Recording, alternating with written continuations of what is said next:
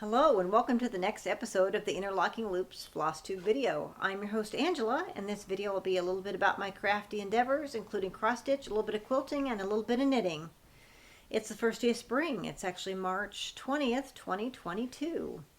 It finally feels like spring around here. It's 71 degrees, which is unusually warm for where we live in the Midwest, but I'll take it. We have a little bit of a breeze outside.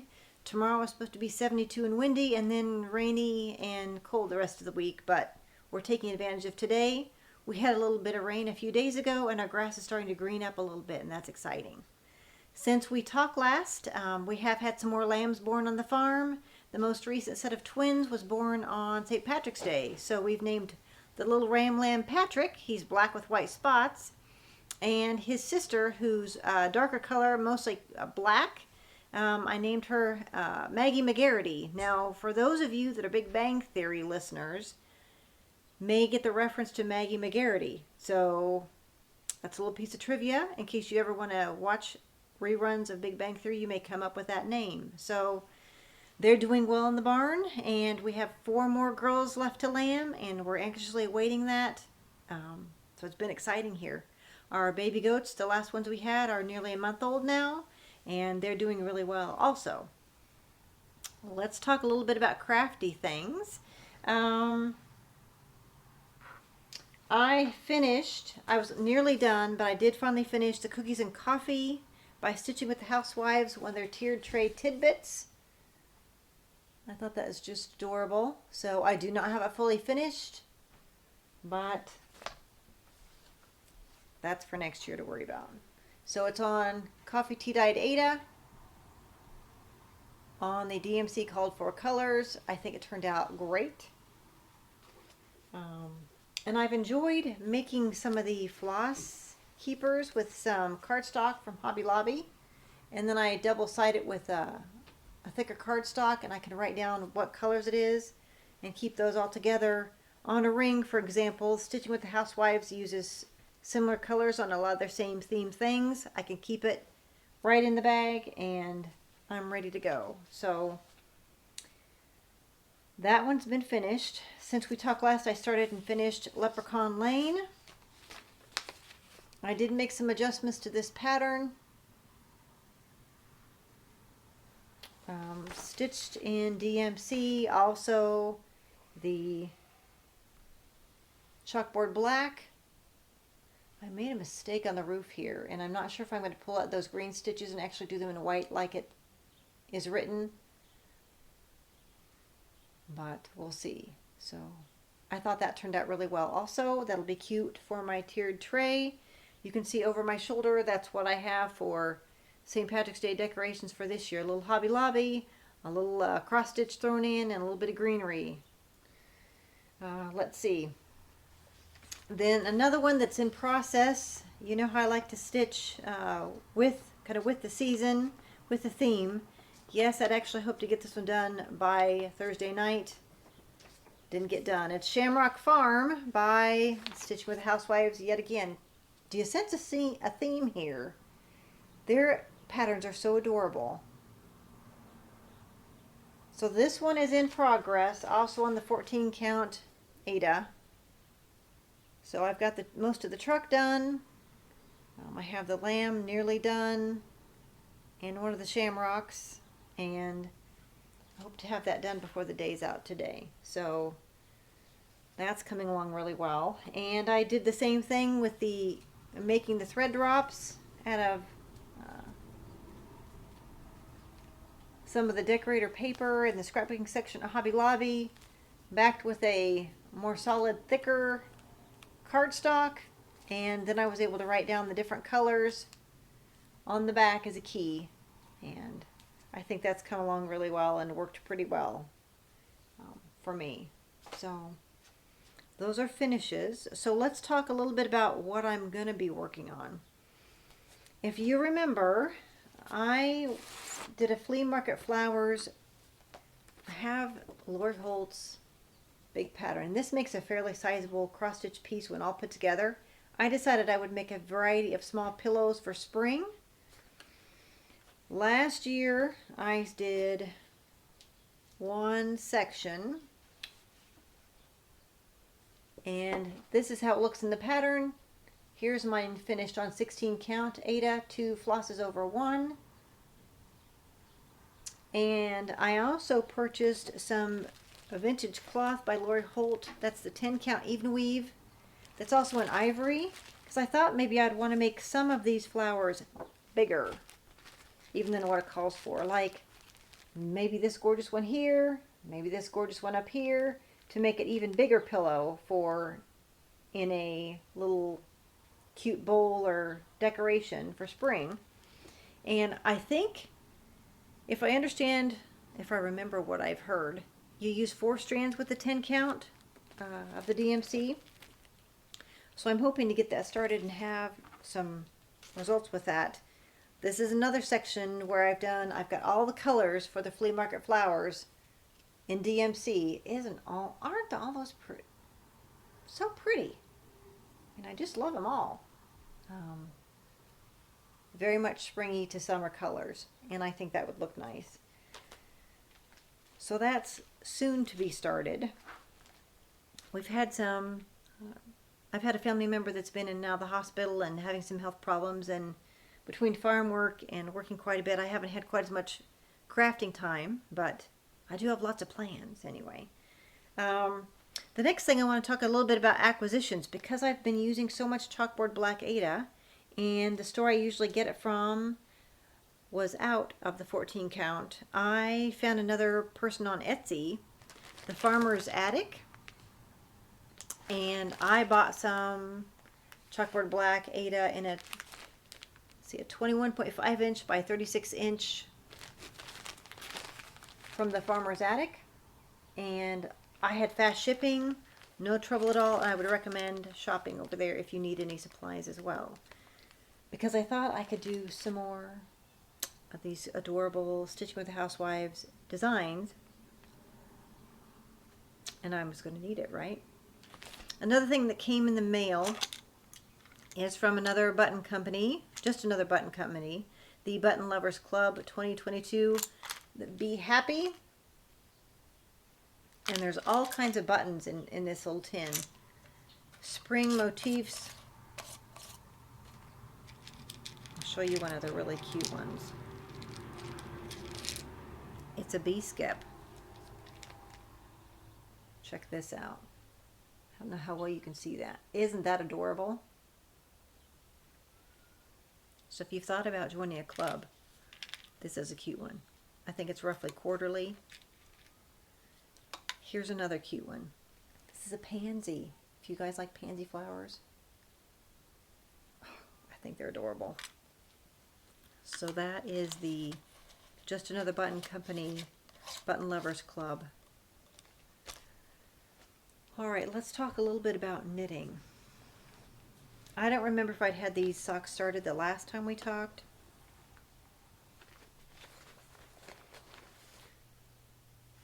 But this is West Yorkshire Spinners yarn. It's her signature 4-ply, 75% wool, 25% nylon, has 35% blue face Leicester wool. I have one sock finished. I hate to say always, but so far to this date, all my socks have been from the top down. A ribbing, 2x2 ribbing, knit 2 purl 2 ribbing, and then straight knitting, a heel flap, heel turn, gusset decreases on out the foot with a star toe. And I thought these colors looked like spring. So I had the first one finished. I have picked up stitches for the gusset after the heel turn. I'm knitting these on DPNs. These are US 1 DPNs. It's a 2.25 millimeter needle. I can't get my words out today. So that's coming along well also, and hope to have these done by the next time we talk. I just love to knit socks. I can take these anywhere. The cute project bag can slide right in my purse, can go with me traveling, to meetings, you name it, it's there. So I enjoy that take along project quite a bit.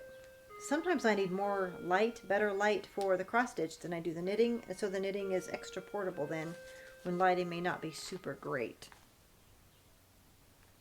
Another project I've been working on is out of View Loco yarn in the Ohana colorway. It's her Merino DK base. That's 100% superwash merino, 4-ply DK, 230 yards per 100 grams. And I started the Ricky hat pattern out of this yarn. Isn't that pretty? Does that scream spring to you? Turquoisey teal-y with all the nice pretty speckles. Oh, I love it. When I had it almost finished, it was a little bit too big. I think my gauge was a little bit too big. And so I ripped it out, frogged it, and cast on again. The yarn is beautiful yarn. It needed to be made into something that was actually going to be used. So I've started it. It's from the brim up, and that's the Ricky hat, R-I-K-K-I hat. You can find that on Ravelry. And it's coming along really well. Check out those colors. Isn't that pretty? So that's been another pattern I've taken to work with me. And if I have a 15 minutes here or there at lunchtime, I try to do a row or two. So that's been a little bit of knitting. Sometimes I'm watching TV, but a lot of that time watching TV has been spent on cross stitch. So that's coming along well. And I'm just enjoying that project. So hopefully it doesn't get to be the point where I need a winter wool hat that it gets that cold.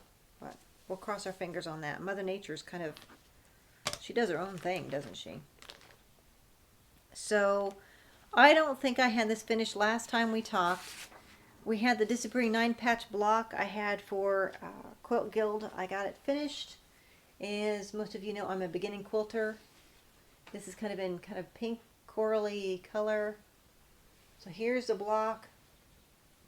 It's about a 12 and a half inch block. It gets a little faded with the, and it hasn't been fully squared up. Faded with the light being so bright on it, kind of washes it out just a little bit. But so I have that finished, and I think it looks, pretty good for a beginning quilter. The next, I don't think I have the next pattern in here. Oh yeah, I do. It's the antique tile, and this is the one I need to have. I've got the fabric starched and ironed. I need to get it cut out. And this is what the block's going to be like, and I'm also doing it in shades of blue and ivory. So next time we get together, I should have a finished block of that. And this is from the quilterscash.com, is where you can find the antique tile block pattern. It makes a 12-inch block. So that's next on my quilting agenda. And I saw the minutes from our next guild meeting, and we're going to be doing half square triangles and flying geese, of which triangles, as a new quilter for me, those look scary. So I'm going to be learning a lot. So my guess is the next block we're going to use is going to have one or both of those in it. So I wanted to learn those. It was on part of my plan for this year, but wow. Okay. I did want to talk a little bit about, I picked up a couple magazines, and they have to do with quilting. And I thought I'd talk a little bit about both of these. I subscribe to the American Patchwork and Quilting magazine by Better Homes and Gardens. And I got the new episode, the new issue. I was going to say the new episode. Can you tell I've been watching TV? And I thought I'd point out a few things in this one. I listen to a lot of podcasts, not only just watch Flosstube, but I play them. And one that I'm going to subscribe to that is mentioned, my magazine just came yesterday, so I haven't had time to listen to one of them, but it's the American Patchwork and Quilting podcast. And they say it's on Apple Podcasts, Stitcher, Spotify, and iHeartRadio. Some of the upcoming topics include Intro to Hand Quilting, 5 Love Languages of Quilting, Quilting Products That Changed Our Lives, How to Clean and Care for Your Supplies. It mentions allpeoplequilt.com/podcast. So for the American Patchwork and Quilting podcast. So check that out if you think at all that you're into podcasts and want to hear something about quilting. I'm for sure going to do that. So, all right. So, another thing that's in here, I have a bit of mixed emotions on this, and you can let me know kind of what you think in the box below. Repurposing older quilts into other things. And at the outset, I think that sounds like a great idea, especially if you come across one that's had so much wear it's going to be hard to salvage it. Maybe you find it in an antique store, that kind of thing. But I think it would be hard for me to cut up an old quilt that someone made, even with that thought in mind. So it talks about making a difference, how 3 makers repurpose materials into stunning creations. They're cutting up old quilts to make into new things, whether it's gift bags, pillows, kids' toys, little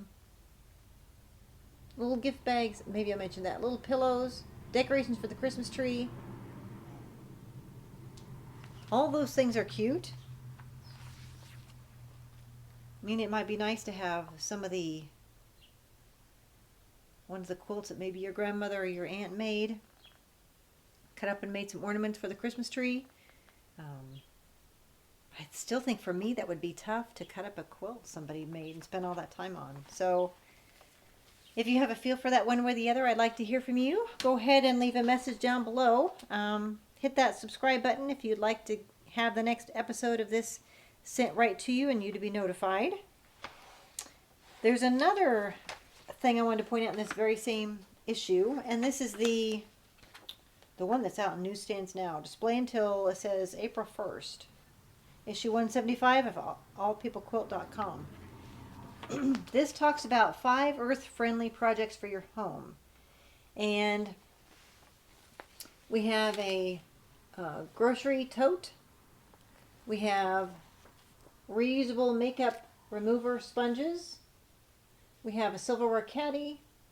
We've got a draft dodger thing for your door and some napkins. And I actually even asked my daughter how she felt about the reusable face cloth things and makeup remover, and she thought she would be all in for that. So I think at some point I may make some of those. I like the idea of the napkins as well, and I have made in the past some grocery totes, and I wasn't sure with COVID if we're allowed to use those at the store now. So that's something I need to look in before diving in to make some more. So that's, my daughter mainly shops at Aldi's where you bring your own bags anyway. That never changed. So she said it's fine with her. So that may be something that's coming on in the future around here at some of the other shops. So that was the April issue, or that was the most recent issue of American Patchwork and Quilting. And the last thing I wanted to talk about today was I did pick up the special issue Better Homes and Gardens, Quilts and More. That says display until April 22nd of 22. And they've got a variety of little things in here that I really thought were kind of neat. 2 things caught my eye on this on page 6, so I didn't get very far into the episode before I found these. They have some Valentine's mug rugs, and you can get the pattern on allpeoplequilt.com for free. Aren't those adorable? I do like making things for Valentine's. That's one of my favorite months. The other thing I liked is a hint about how to store your supplies. It's maybe hard to tell with the glare of the magazine a little bit, but they have used command strips on the side of their cutting table to put some of the acrylic rulers so they're kind of out of the way. I thought that was a great idea. That may be one I'm looking into rather quickly, as a matter of fact. I want to make sure I'm not trying to buy the same ruler more than once. I can foresee that happening. One of the patterns in this episode of the magazine was Heart on a String quilt. It's the designer's Heather Briggs of My So Quilty Life. And it makes a baby quilt for a baby shower out of with kind of a Valentine's heart theme. And it's got the pattern inside the magazine. Isn't that cute? So I really thought that was adorable. I'd want to make it in a more of a lap size, but that's a great pattern to have in this book. And I really appreciate that. Oh, as a new quilter, if any of you are new quilters also, in the same issue, they talked about learn more about trying to make accurate 1/4-inch seams. I've had some difficulty with this. I have some older Singer sewing machines that I sew with. The one I use most often is a Singer 401A. And some of the patterns call for a 1/4-inch, some call for a scant 1/4-inch, and that threw me for a little bit. But they have an article on page 50 of this episode about how to achieve that exact 1/4-inch or scant 1/4-inch that you're looking for, and how to do trial and error on some scrap fabric to make sure you've got it. So I appreciated that. Let's see, what was another thing I wanted to show you out of this issue? Oh yes, let's see, there's another free pattern in All People Quilt. It's a pot holder, and who can't use more pot holders or hot pads in delightful fabric? So that's something to check out too. So I like both of these issues, and they have some fairly basic things in there, which suits me to a T, as I am just learning. I have had a little bit of audio, visual, technical difficulties in trying to get episodes out. My phone, the last episode we had, I need to get a new phone. I haven't done that yet. At this time, it takes about 12 minutes of video, even with fully charged, and into 12 minutes it shuts itself off, and I have to restart over again from that point on and try to splice them together. Today we're doing this on my husband's phone, and we had a little bit of trouble with the audio when we got started with this one. Our phones are at least 4 years old at this point, and they've had some good love and care, but at some point they need to be replaced, and maybe by the next episode, maybe this summer, we'll just kind of see. So that's all I have for this episode of Crafty Things. And I hope you're all doing well. I hope springtime is coming to you and that you're enjoying some of the better weather. And here's to you. Happy crafting. Bye-bye.